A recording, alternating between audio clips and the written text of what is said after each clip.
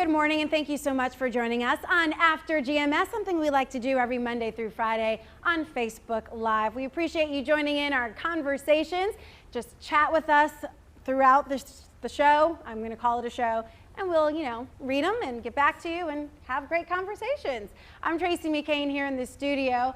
Ed Matthews is in the Weather Garden, and Stacy Spivey is also in the studio, but she's way over there as we continue practicing social distancing here at News 2. All right, Ed Matthews, you're kind of way over there too. Yeah, way out in the garden, and I tell you what, it's a great place to be this morning.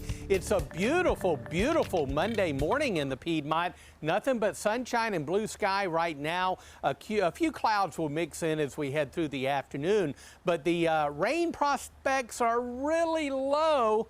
Not only today, but really much of the upcoming week is going to be dry here in the Piedmont. Some of you have been fortunate enough to get some heavy downpours. Others have missed the boat on rain, and your backyard is kind of drying out really quickly with this 90-degree heat.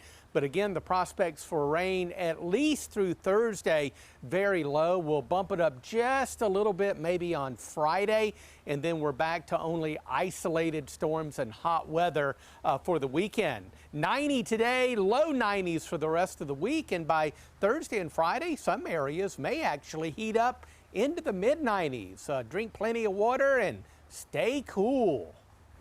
Oh, yes. When it's this hot, there really is. That's the only thing you can do.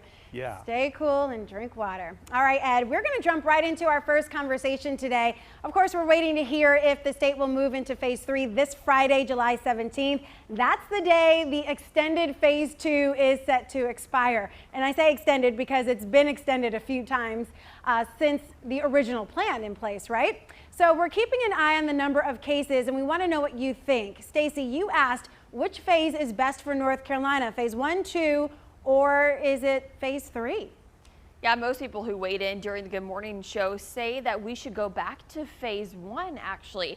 And that's very different from the last time we asked you this question. And most of you thought that we should just stay in phase 2. But let's go ahead and check out some of the comments. Tracy, you asked for people to chime in on your Facebook page, and as well as on our current Facebook stream right now. But let's take a look at some of the responses. Darlene said, I'd say 1 because the cases continue to rise. No one is taking this seriously, and we need to get the cases down before schools open. Jerome weighed in, current phase, but I'm afraid we are going back to phase 1. Martha then said, definitely not 3. Hopefully we can stay at 2. Guys, we talked about this earlier on the Good Morning show, and I really think that staying in phase 2 isn't a bad thing. Places are allowed to be open and run, regular business for the most part. I don't think we're ready for phase 3 quite yet because of the upward trend in cases. I mean, I know Sunday's numbers were a little lower, and we are seeing some good news as far as that. But I'm afraid to go back to phase 1 because I don't want it to hurt the economy any more than this whole thing already has. But as I look for comments on our Facebook stream, Tracy, I will toss it over to you to get your take on this. Yeah, I remember phase 1 vividly. We all had to stay home. We were limited to what we could do and when we could do it. It really was a different world. Phase 2 kind of offered us a little bit more of a sense of normal. That was until the mask order was put into place by the governor a few weeks ago. So there are several different phases here that we've dealt with.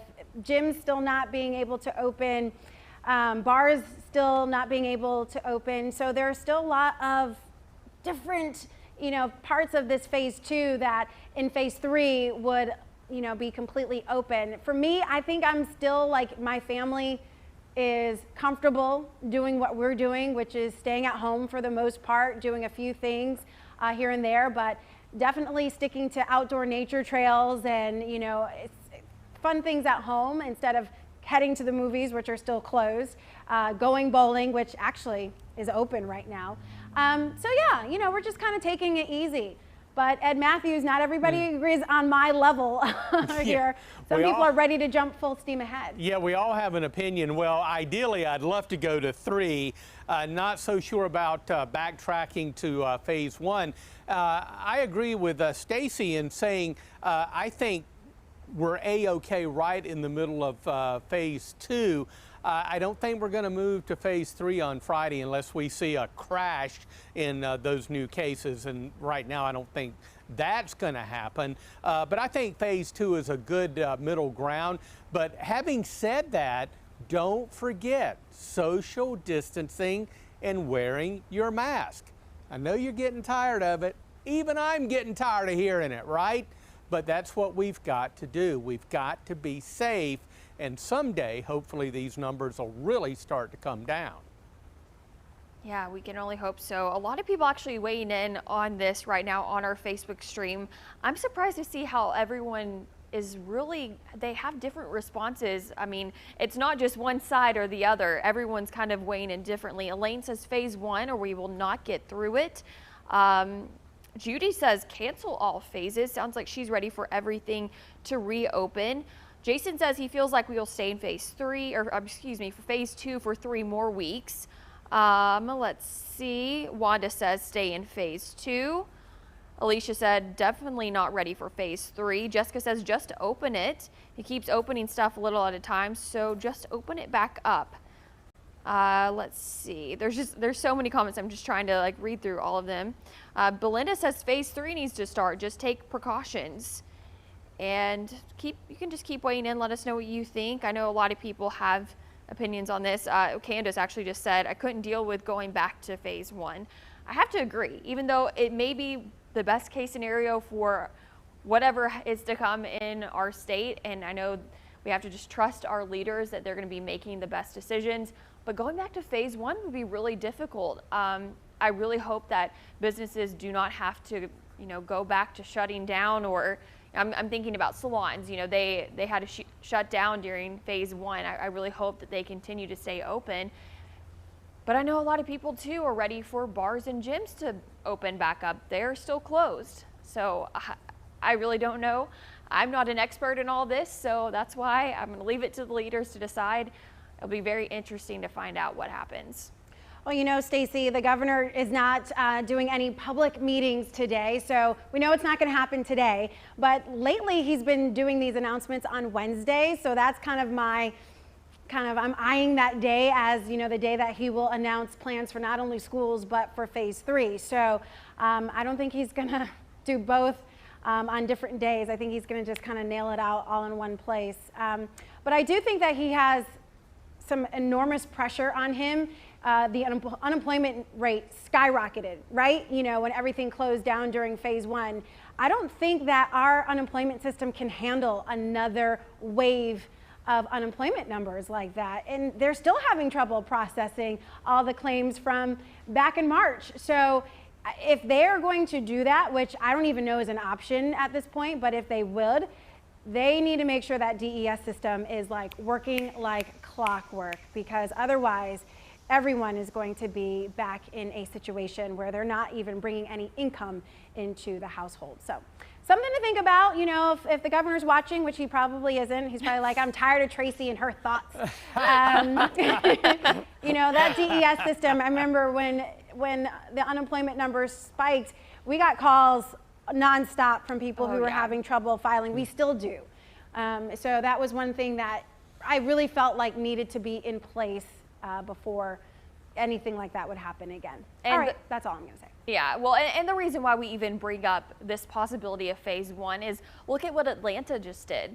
The city's mayor said, okay, guys, after she tested positive herself, or actually someone in her family tested positive, excuse me for misspeaking on that, but she said, look at our numbers. We have to go back to phase 1. So that's why we're bringing up the possibility. Could it happen here?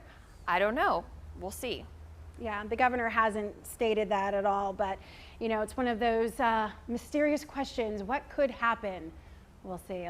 Either way, everyone has an opinion on it, right? All right, it is 7:54 right now. We're going to move on into our news headlines before we begin our second conversation, but keep weighing in here. I love reading your comments. The Natty Green's Elm Street restaurant and tap room are closed today. Both locations closed Sunday after an employee tested positive for COVID-19. It'd been more than a week since the worker was last in the restaurant, but owners say they want to be cautious. So they're going to clean the building and then consult with the health department before reopening. Cheesecakes by Alex, which is right near there, says it's going to close its dining room and only offer takeout. The owner posted a Facebook saying in part, quote, "This is my best attempt to protect both of my staff and my customers." The statement cited wanting to avoid having to close, like Natty Grains and Hops both recently had to when employees there tested positive for COVID-19. The Lexington City Council will meet today to vote on the Confederate statue that's right now located on the corner of South Main and East Center Street. WFMY News 2's Candace Red has details on the decision to try and find it a new home.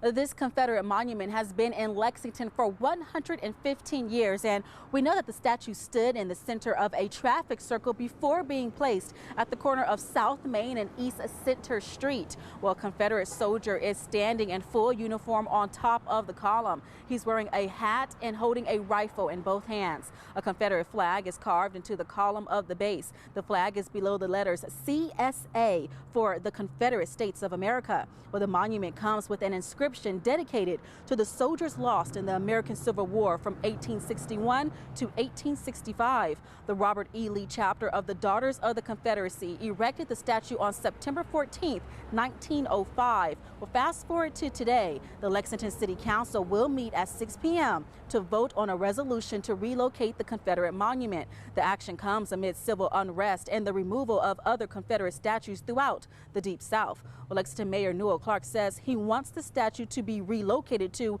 a more appropriate space. Whether that's the city cemetery where there's actually Confederate soldiers buried, or for the county, they have a new park, Fort York Park. It's out by the Atkin River, and that was a Confederate encampment. That seems more of an appropriate place for remembrance for this statue to stand.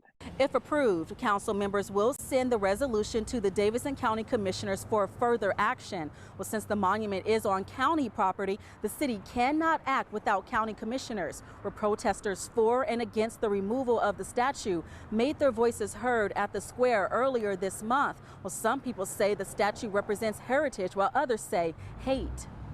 It's still unclear who owns the Confederate monument. The city is still working on learning those details. But for more information on this, all you have to do is visit our website.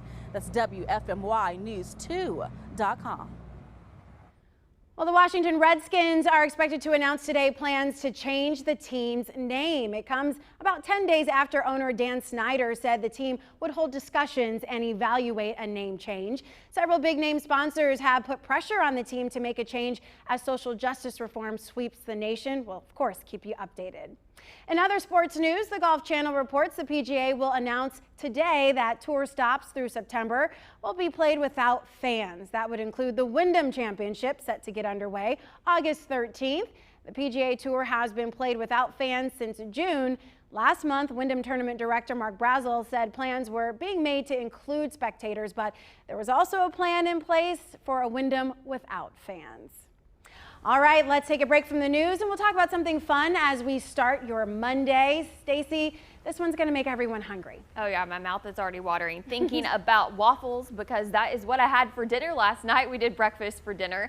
And I want to know what everyone at home thought about what we call Brenner. Get it? Breakfast, dinner combined. And the response was a whole lot of love. Paul, said, fix hamburger cheese omelet for the family about every 2 weeks along with home fries. Very tasty. That does sound tasty. Andrea said, I love breakfast for supper, nothing better. Richard added, breakfast for dinner is a big hit at my house. And Jim says, that's the only time to eat breakfast. I agree. I love breakfast food. Well, I could eat it any time of day. Last night we had waffles and bacon. I got to ask really quick, okay? Waffles or pancakes? Tracy? Wait, which conversation are we in? Breakfast for dinner or waffles or pancakes? Wait, I'm sorry. Well, I just switched it up. Okay, because my mind was getting ready to respond to the other question. Say it again, waffles or pancakes? Well, at my house, I am known for my pancakes, so I'm going to go with pancakes. Have the nice crispy edges on my pancakes. Ed, what about you? I'm headed over to Tracy's house. Yeah, me too. I think I like pancakes better, but I do love having breakfast for dinner. I'm thinking scrambled eggs and ham and some sausage. And oh yeah, you can't forget the grits for sure. Yeah, bring it on. Oh yeah, those cheesy grits. Ooh. Yeah. So Tracy, if you were gonna have breakfast for dinner, what do your kids normally want? Well, we don't do breakfast for dinner in my house anymore. We did for a while and they loved it. I loved it. It was easy and really fun. But now my son is so smart, you know, he's 4 years old, and he has equated breakfast for dinner as dinner for breakfast. So he now thinks that if we have breakfast for dinner, it's okay for him to have pizza for breakfast. Oh no. Yes, and so we had to end that. He's very smart. And there was no great way for me to explain it, so I just went back to what I knew best, which is make something up. No, we just do breakfast at breakfast and dinner at dinner. But, you know, it worked for a while, and I'm sure we'll go back to it when he is a little less intense on the rules. I want pizza for breakfast, Mom. That's cute. That's like it. what he did. Mm-hmm. And then when you're our age, you can do that if you want. But a lot of people are saying, oh, Ellie said grits, yes. So she agreed with you, Ed. Wanda said she loves scrambled eggs with cheese, fried liver pudding. And a flaky biscuit with strawberry jelly. Ooh. Fried liver pudding. That's something I've never had. It's good. I've had it. I'm a good old country boy. Yeah, you got to put lots of onions in it. Good stuff. I've had a little bit of everything to eat because I like to eat. And also I like to give you the weather as well. Let's check it out. 7-day forecast. Hot, hot, hot, and more hot, right? Low storm chance each day. We don't want storms, but many of you are asking me about rain, and it's going to be sparse in the 7-day. Just more 90-degree heat. Stay cool. Oh, that AC is definitely pumping. Humming. Oh, yeah, boy. Thanks so much for watching us on After GMS. Join us tomorrow. We'll have more great conversations as we get closer to the governor's decision about not only phase 3, but what's going to happen with schools this fall. We'll talk all about that. And of course, have your forecast. It's all on After GMS tomorrow at 7:45. Take care, everybody.